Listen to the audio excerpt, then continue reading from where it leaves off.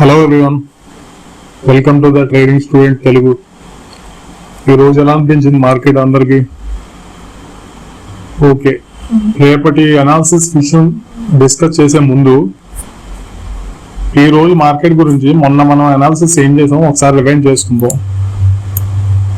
మొన్న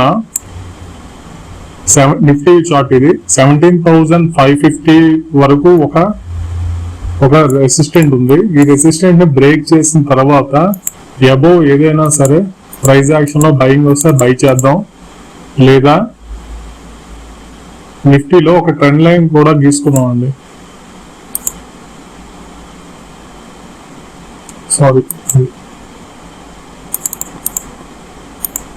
ఇలా ఒక ట్రెండ్ లైన్ కూడా గీసుకున్నాం. ఈ ట్రెండ్ లైన్ ని క్రాస్ చేసి బిలో ఏదైనా ప్రైస్ యాక్షన్ చేస్తే సెల్లింగ్ లోకి వెళ్దామని మొన్న మనం అనాలిసిస్ చేయడం జరిగింది. సో ఈరోజు మార్కెట్ ఏం జరిగిందంటే మార్నింగ్ గ్యాప్ అప్ ఓపెన్ అయింది. ఓపెన్ అయ్యి ఒక కరెక్షన్ ఇచ్చిందండి. కరెక్షన్ ఇచ్చిన తర్వాత నేను ఈ ట్రెండ్ లైన్ బ్రేక్ చేసిన తర్వాత 15 minutes లోకి వెళ్ళమని మొన్న చెప్పడం జరిగింది. కావాలంటే ఒకసారి మొన్నటి అనాలిసిస్ విషయాల్లో చూడండి. సెల్లింగ్ వెళ్ళాలనుకుంటే ఖచ్చితంగా ఒక 15 minutes క్యాండిల్ క్లోజ్ అయ్యి దాని లోలో ఎంట్రీ తీసుకోండి, బ్రేక్ అయిన నెక్స్ట్ క్యాండిల్లో అని కూడా చెప్పడం జరిగింది. కానీ నేను వెయిట్ చేశాను ఆపర్చునిటీ కోసం, ఎందుకంటే ఇది ఒక సపోర్ట్ ఏరియా కూడా. చూసారా, ఇది ఒక support area, strong support. So నేను వెయిట్ చేశాను, ఇంకా దీని కిందకు వచ్చాక అక్కడేం చూద్దామని చూసాను, కానీ వెంటనే మార్కెట్ పైకి పుల్ బ్యాక్ అవ్వడం జరిగింది. సో ఓకే, నేను అనుకున్నాను ఇది ఒక ఫాల్స్ బ్రేక్అవుట్ అనుకున్నాను. నెక్స్ట్ ట్రెండ్ లైన్ కొంచెం ఇలా మూవ్ చేశాను, ఇట్ సైడ్ మూవ్ చేశాను అనమాట. చేసిన తర్వాత నేను ఈ రోజు అంతా నేను 1 hour తర్వాత నేను 10:40 ఆ టైంలో నేను అబ్జర్వ్ చేశానండి. మార్కెట్ చాలా వాలటాలిటీగా ఉండబోతుంది, ఇంకా మనం బయింగ్ చేయడం కష్టం అనుకున్నాను. సో నేను అప్పుడు ఏం చేశానంటే 1 minute చార్ట్లోకి వెళ్ళాను, 1 minute టైం ఫ్రేమ్ లోకి వెళ్ళాను. ఎందుకంటే మన రేంజ్ తక్కువ ఉంది కదా, రేంజ్ తక్కువ ఉంది కాబట్టి 5 minutes లోని ఎంట్రీస్ దొరికాయంటే టార్గెట్స్ హిట్ అవ్వడం, కంప్లీట్ అవ్వడం చాలా కష్టం అవుతుంది. సో అందుకే నేను 1 minute టైం ఫ్రేమ్ లో ఏదైనా సరైన ఆపర్చునిటీ వస్తుందా, ఏదైనా బ్రేక్అవుట్స్ మీద తీసుకుందామని చూసాను. నాకు ఇక్కడ ఆపర్చునిటీ వచ్చిందండి. ట్రెండ్ లైన్స్ మీద స్మాల్ ప్రాఫిట్ తో ట్రేడ్ క్లోజ్ చేసేసాను. ఇక్కడ మీకు కనిపిస్తుందా, ఇది ఒక సిమెట్రిక్ ప్యాటర్న్. నేను ఇక్కడ ఎంట్రీ తీసుకున్నాను, ఈ పుల్ బ్యాక్ లో ఎంట్రీ తీసుకున్నాను, టార్గెట్ ఈ స్వింగ్ పెట్టుకున్నాను. టార్గెట్ కూడా చూపిస్తాను మీకు. స్మాల్ ప్రాఫిట్ తో నేను ట్రేడ్ క్లోజ్ చేయడం జరిగింది. ఓకే, ఈ క్యాండిల్ లో నేను క్లోజ్ చేసేసాను.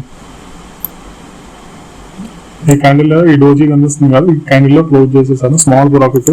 ఎందుకంటే వాలటైల్ మార్కెట్ లో ట్రేడ్ చేయడం కరెక్ట్ కాదు, కానీ నాకు అర్థమైపోయింది మార్కెట్ ఈ రేంజ్ లోనే ఉండబోతుంది, ఈ రేంజ్ నుంచి ఉండబోతుంది.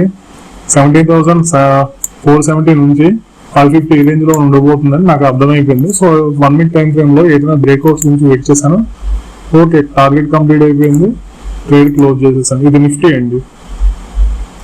అలాగే బ్యాంక్ నిఫ్టీ కూడా ఒకసారి రివైండ్ చేసుకుందాం, ఎందుకంటే మన అనాలిసిస్ ప్రిడిక్షన్ ఎంతవరకు సక్సెస్ అయిందో మనకి తెలియాలి. సో అందుకని ఒకసారి రివైండ్ చేసుకుందాం.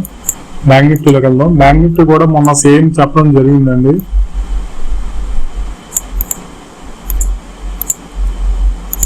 ఎప్పుడైతే 400 లెవెల్ రేంజ్ పైన కనుక ఏదైనా ప్రైస్ యాక్షన్ కనిపిస్తే అక్కడ ఏదైనా ఎంట్రీ తీసుకుందాం అని చెప్పడం జరిగింది.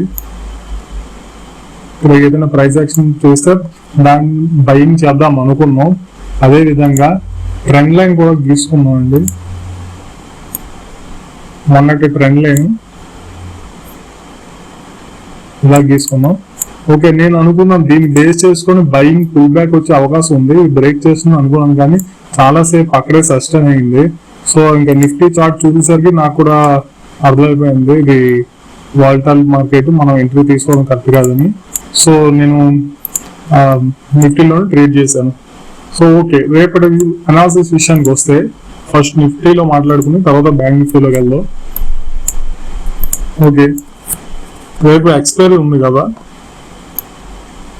రేపు ఎక్స్పైరీ ఉంది కదండి, ఎక్స్పైరీ నేను కొంచెం అన్ఈవెన్ గా ఉండే అవకాశం ఉందనుకుంటున్నాను. దానికి రీజన్ కూడా ఆప్షన్ చైన్ లో put option price and call option rate కొంచెం డిఫరెంట్ ఎక్కువగా ఉన్నాయి. అందువల్ల సో కొంచెం నేను ట్రెండింగ్ గా ఉండబోతుంది అన్ఈవెన్ అనుకుంటున్నాను. సో కానీ రేపటి అనాలిసిస్ అయితే నిఫ్టీలో రెసిస్టెంట్ విషయానికి వస్తే 17,600 అండి. ఇది ఒక మెయిన్ రెసిస్టెంట్. అంటే మార్కెట్ కనుక ఫ్లాట్ ఓపెన్ అయినా గ్యాప్ అప్ ఓపెన్ అయినా ఏ రేంజ్ లోనే ఉండే అవకాశం ఉంది అని అనుకుంటున్నాను. లేదు గ్యాప్ డౌన్ ఓపెన్ అయ్యి చాలా సేపు సస్టైన్ అయ్యి గనక ఈ రేంజ్ ని 17,415 గనక బ్రేక్ చేసింది అనుకోండి, డౌన్ సైడ్ ర్యాపిడ్ గా వెళ్ళిపోద్ది. సో ఇది అయితే అన్ఈవెన్ జరిగే అవకాశం ఉంది. ఇప్పుడు ఈ సపోర్ట్ ని కనుక బ్రేక్ చేస్తే చాలా సేపు సస్టైన్ అయ్యి బ్రేక్ చేస్తే, లేదు ఓపెన్ అవ్వడమే స్టార్టింగ్ లో గ్యాప్ డౌన్ కనుక ఓపెన్ అయింది అనుకోండి, మీకు ఆలోచన ఉండదు, అలా ఫట్ మనం కొట్టుకుంటూ వచ్చేస్తుంది. సో అందుకే అన్ఈవెన్ కూడా నేను ఎక్స్పెక్ట్ చేస్తున్నాను. మాక్సిమం ఫ్లాట్ ఓపెన్ అయినా కొంచెం గ్యాప్ అప్ ఓపెన్ అయినా ఈ రేంజ్ లోనే ఉండే అవకాశం ఉంది. గ్యాప్ డౌన్ ఓపెన్ అయినా పర్వాలేదు, కానీ చాలాసేపు సస్టైన్ అయ్యి లో వైపు కానీ బ్రేక్ ఇచ్చిందంటే మాత్రం వెళ్ళిపోద్ది. సో నేను అందుకే అన్ఈవెన్ అనుకుంటున్నాను. సో ఓకే, అర్థమైంది కదండి. రేపటి రెసిస్టెంట్ అయితే 17,600 అలాగే 17,450 ఈ రెండు ఒక జోన్ కింద తీసుకోండి. 450 to 470 ఇది ఒక జోన్ కింద తీసుకోండి. ఓకే, ఒకవేళ గ్యాప్ డౌన్ బాగా హ్యూజ్ గ్యాప్ అప్ గాని అయ్యింది అనుకోండి, బాగా హ్యూజ్ గ్యాప్ అప్ గాని అయితే నెక్స్ట్ రెసిస్టెంట్ హ్యూజ్ గా గ్యాప్ అప్ గాని అయితే నెక్స్ట్ రెసిస్టెంట్ 17,700 అవుతుంది. అప్పుడు ఈ మార్కెట్ ఈ రేంజ్ లో ఉండబోయే అవకాశం ఉంది. నేను చెప్పింది మీరు జాగ్రత్తగా క్యాచ్ చేయాలి. ఒకవేళ బాగా కనుక 17,600 మన రేంజ్ అనుకున్నాం, ప్రస్తుతానికి 600 రేంజ్ మన రెసిస్టెంట్ అనుకున్నాం రేపటికి. ఒకవేళ మార్కెట్ ఓపెన్ అవ్వడమే గ్యాప్ అప్ ఓపెన్ అయింది అనుకోండి, ఈ రేంజ్ లో ఓపెన్ అయింది అనుకోండి 600 పైన, అప్పుడు 600 అనేది సపోర్ట్ కింద ఫామ్ అవుతుంది. నెక్స్ట్ రెసిస్టెంట్ 7,700 అవుతుంది. 600 సపోర్ట్ అవుతుంది, 700 రెసిస్టెంట్ అవుతుంది. ఈ రేంజ్ లోనే ఉండబోయే అవకాశాలు ఉన్నాయి. సో మీకు అర్థమైంది కదా. ఓకే, ఏదైనా డౌట్ ఉంటే నాకు కామెంట్ సెక్షన్ లో పెట్టండి. ఓకే, నెక్స్ట్ బ్యాంక్ నిఫ్టీలోకి వెళ్ళిపోదాం. బ్యాంక్ నిఫ్టీ కూడా సేమ్ అనాలిసిస్ అంతే. ఎప్పుడైతే ఈ రేంజ్ కనుక మనం రెసిస్టెంట్ రేపటి విషయానికి వస్తే 38,600. వెయిట్ 1 సెకండ్, నేను ఆప్షన్ చైన్ ప్రకారంగా కూడా చెప్తున్నాను, ఎందుకంటే ఎక్కువగా నేను ఫర్దర్ వీడియోస్ లో కూడా ఎక్స్ప్లెయిన్ చేస్తాను. ఫర్దర్ లా ఎక్కువగా ఓఏ ఎక్కడ బిల్డ్ అవుతుందో దాన్ని కూడా మనం రెసిస్టెంట్ కింద మనం తీసుకోవచ్చు. సో ఆ విధంగా నేను చెప్పడం జరుగుతుంది.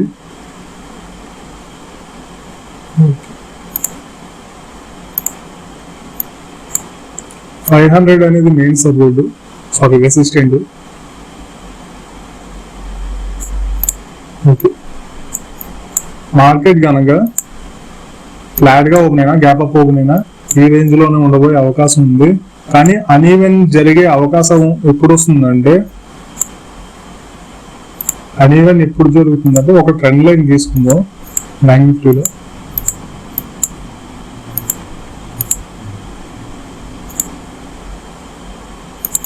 ఓకే, కనిపిస్తుంది కదా. ఈ ట్రెండ్ లైన్ కనుక బ్రేక్ చేసింది అనుకోండి డౌన్ సైడ్, అంటే ఈ రేంజ్ ని సపోర్ట్ కనుక బ్రేక్ చేసి కింద సస్టైన్ అయింది అనుకోండి, అన్ఈవెన్ వెళ్ళిపోయే అవకాశం ఉంది. సో అందుకే నేను అదే అన్ఈవెన్ ఉండబోతుంది అంటే 50-50 ఛాన్సెస్ ఉన్నాయి. ఖచ్చితంగా అవుతుంది అని కాదు. అన్ఈవెన్ జరిగితే బయర్స్ కి మంచి ప్రాఫిట్ వస్తుందండి, అందుకే చెప్తున్నాను.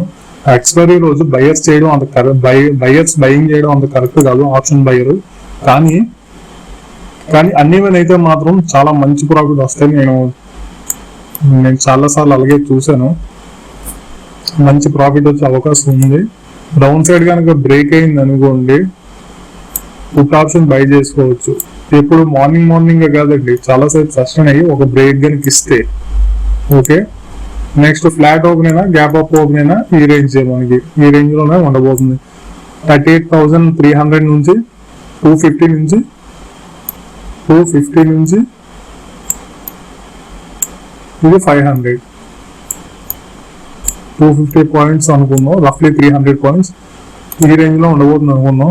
ఒకవేళ మార్కెట్ కనుక గ్యాప్ అప్ ఓపెన్ అయిపోయింది అనుకోండి, మన 500 కన్నా ఓపెన్ అయిపోయింది అనుకోండి, తెలుసు కదా నెక్స్ట్ రెసిస్టెంట్ 38,700 ఈ రేంజ్ అవుతుంది. అప్పుడు మనకి ఎక్స్పైరీ ఈ రేంజ్ లో ఉంటుంది. అది ఓకే, మీకు అర్థమైంది కదా. ఏదైనా డౌట్స్ ఉంటే కామెంట్ సెక్షన్ లో పెట్టండి, నేను క్లారిఫై చేస్తాను. నెక్స్ట్ స్టాక్స్ లోకి వెళ్ళిపోదాం. ఫస్ట్ స్టాక్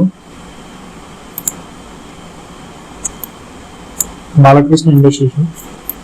ఇది నేను నిన్న బయింగ్ ఇచ్చాను, సారీ ఈ రోజుకి బయింగ్ ఇచ్చాను, బయింగ్ వచ్చింది. ఇది ర్యాలీ రేపు కంటిన్యూ చేయబోతుంది అనుకుంటున్నాను,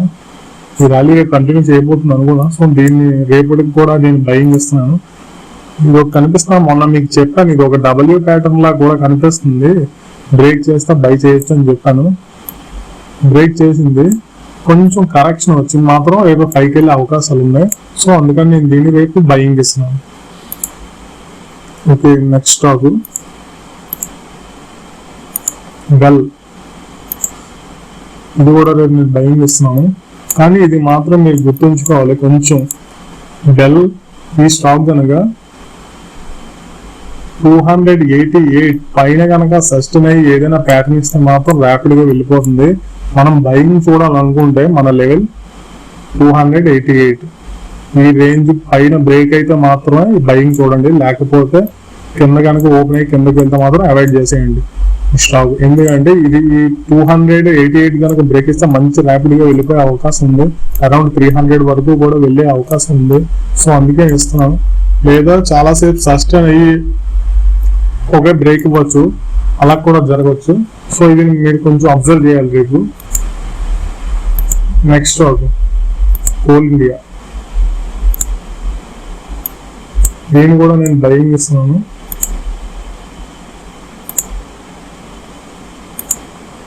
ఇది కూడా బయింగ్ చేస్తున్నాను. దీన్ని కూడా ఏదైనా ప్రైస్ యాక్షన్ లో బయింగ్ ప్యాటర్న్స్ వస్తే బై చేయండి. Next stock AU bank. దీన్ని సెల్లింగ్ ఇస్తున్నానండి. ఏదైనా సరే ప్రైస్ యాక్షన్ లో దొరికితే బై చేయండి. సపోర్ట్ కొంచెం దూరంగా ఉంది, సో సెల్లింగ్ ఆపర్చునిటీ చూడొచ్చు. 630 అనేది ఒక సపోర్ట్ అవుతుంది, అలాగే 657 అనేది ఒక రెసిస్టెంట్ అవుతుంది.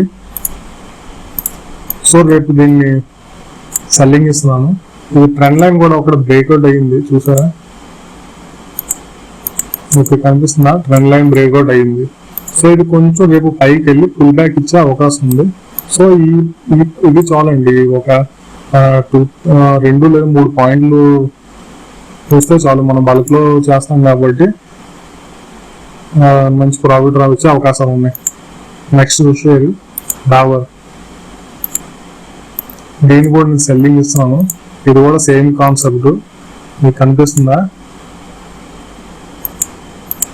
ఓకేనా, కనిపిస్తుందా? ట్రెండ్ లైన్ బ్రేక్అవుట్ మీద ఇస్తున్నాను. రేపు ఇది కిందకి కొట్టేసే అవకాశం ఉంది. సో ఇది రేపు సెల్లింగ్ ఇస్తున్నాను.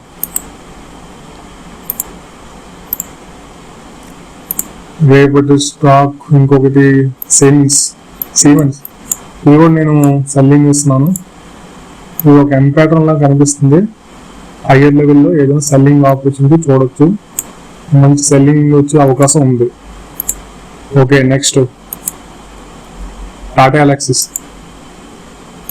ఇది కూడా నేను సెల్లింగ్ చేస్తున్నాను. కనిపిస్తున్నా మీకు ఇక్కడ ఒక ట్రెండ్ లైన్ బ్రేక్అవుట్ అయింది, కొంచెం పుల్ బ్యాక్ వచ్చి కిందకి వచ్చే అవకాశం ఉంది. సో ఇది నేను సెల్లింగ్ ఇస్తున్నాను, టాటా ఎలక్సిస్. ఓకే అండి, మీకు అర్థమైంది అనుకుంటాను. రేపు 50-50గా ఉంది ఎక్స్పైరీ, నార్మల్ ఎక్స్పైరీగా అన్ఈవెన్ జరిగే అవకాశం ఉన్నాయి 50-50గా. సో కొంచెం జాగ్రత్తగా ఉండండి. ఆప్షన్ బయ్యర్స్ మాత్రం ఎట్టి పరిస్థితిలో సెల్లింగ్ వైపు అంటే కింద వైపు వెళ్ళాలనుకుంటే దీన్ని ఈ సపోర్ట్ లైన్ బ్రేక్ చేసిన తర్వాత మాత్రమే ఆఫ్టర్ 12 తర్వాత, అది కూడా వెంటనే రాదు, మార్నింగ్ టైంలో రాదు, ఆఫ్టర్ 12 తర్వాత బ్రేక్అవుట్ వస్తే బ్రేక్ పుట్ వైపు వెళ్ళిపోవచ్చు, పుట్ బై చేసుకొని. లేదు మార్నింగే గ్యాప్ డౌన్ ఓపెన్ అయిపోయింది అనుకోండి, ఇలా ఇలా ఇలా ఇలా కొట్టుకొని వచ్చేస్తుంది. సో దేనికైనా సరే మనం ప్రిపేర్ అయ్యి ఉండాలి కాబట్టి. సో చూద్దాం రేపు ఏం జరగబోతుంది. ఓకే అండి, థ్యాంక్ యూ. ఇంకా కొత్తగా మన ఛానల్ ఎవరైనా చూస్తూ ఉంటే ఛానల్ సబ్స్క్రైబ్ చేసుకోండి. ఆ పక్కన బెల్ సింబల్ కూడా నొక్కండి. రీసెంట్ గా నేను చేసిన అప్డేట్స్ మీకు తొందరగా వస్తాయి. ఏమైనా డౌట్స్ ఉన్నా సరే టెక్నికల్ గా నాకు కామెంట్ సెక్షన్ లో పెట్టండి. అండ్ నా పర్సనల్ టెలిగ్రామ్ నెంబర్ కూడా నేను డిస్క్రిప్షన్ లో ఇస్తాను, అది మీరు నాకు మెసేజ్ చేయొచ్చు. చాలా మంది ఫోన్ కాల్ చేస్తున్నారు, కానీ ట్రేడింగ్ టైంలో కొంచెం నేను బిజీగా ఉంటాను కాబట్టి లిఫ్ట్ చేయట్లేదు. మెసేజ్ చేయండి, నేను ఈవినింగ్ అయినా సరే నేను మీకు కాల్ చేసి మీకు ఆన్సర్ చేయడం జరుగుతుంది. Okay, thank you, bye.